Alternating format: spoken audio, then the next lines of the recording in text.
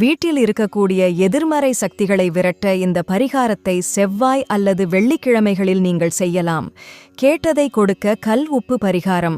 ஒரு கண்ணாடி பாத்திரத்தில் கல்லுப்பை நிரப்பி அதில் ஒரு எலுமிச்சம் பழத்தை நடுவில் வைக்க வேண்டும். பிறகு 4 காய்ந்த மிளகாயை எடுத்து அதை சுற்றி 4 மூலைகளிலும் வைத்து அதனை தலைவாசல் கதவின் உட்புறம் பகுதியில் வைக்க வேண்டும். மிளகாயின் கூர்மையான பகுதி எதிர்மறை சக்திகளை எடுத்துக்கொள்ளும் தன்மையுடையது. குறிப்பாக இந்த பொருட்களை நீங்கள் வாரத்திற்கு ஒரு முறை கண்டிப்பாக மாற்ற வேண்டும். அப்படி மாற்றும்போது அவை அனைத்தையும் ஓடும் நேரில் விட்டுவிடுங்கள்.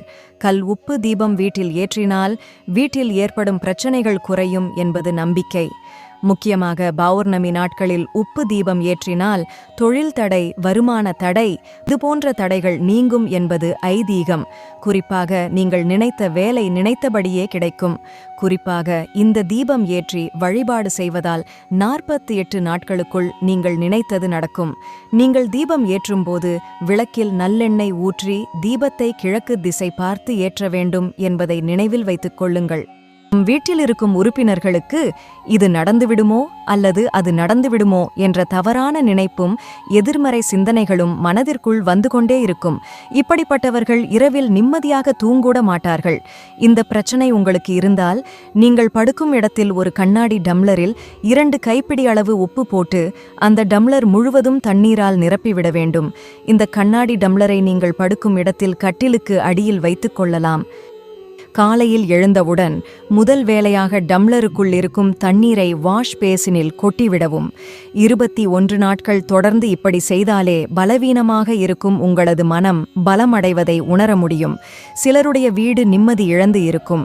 சதாகாலமும் சண்டை சச்சரவு உள்ள வீடுகளில் ஒரு கண்ணாடி டம்ளரில் உப்பு போட்டு தண்ணீர் ஊற்றி தயார் செய்து உங்களது குளியல் அறையில் வைத்துவிட வேண்டும். மறுநாள் காலை அந்த தண்ணீரை எடுத்து உங்கள் வீட்டு வாஷ் பேசினில் ஊற்றிவிடலாம். இதற்கும் 21 நாட்கள்தான் கணக்கு. மாதத்திற்கு ஒரு முறையாவது சமுத்திர நீரில், அதாவது கடல் நீரில் குளிப்பது எதிர்மறை ஆற்றலை குறைக்கும். கடல் நீரை எடுத்து வந்து நம் வீடு முழுவதும் தெளிப்பது நல்ல பலனை தரும். எல்லோராலும் இதனை செய்வது கடினம். எனவே கல் உப்பு கலந்த நீரை நம் வீட்டில் இப்படி முறையாக உபயோகப்படுத்தினால் நல்ல பலன் கிடைக்கும் என்பதற்காக நம் முன்னோர்களால் கூறப்பட்ட பரிகாரங்கள்தான் இவை.